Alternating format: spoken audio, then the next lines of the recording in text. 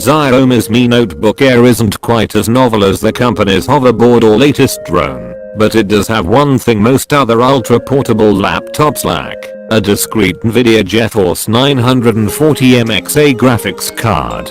Other specs include a 256GB solid-state drive and 8GB of RAM. And if you need more space, there's an additional SATA slot available to boost storage by up to 256GB.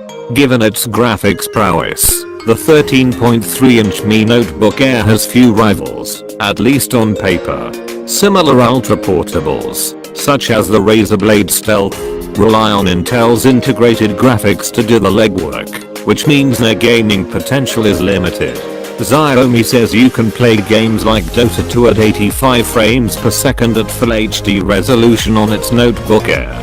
Xiaomi's Mi Notebook Air is one of the slimmest and lightest ultra-portables on the market with a discrete graphics card. I tried out the notebook at the press event and came away impressed with the build quality.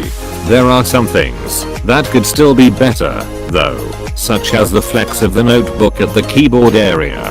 It just doesn't feel as solid as the Apple MacBook Air that it imitates. I do, however, like the keyboard. It feels great to type on and the keys have just the right amount of clickiness.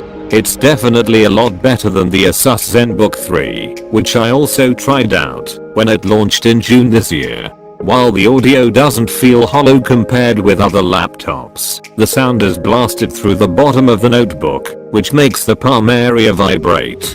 That can be a distracting sensation, so it's best to use a headset if you plan to game with the Mi Notebook Air.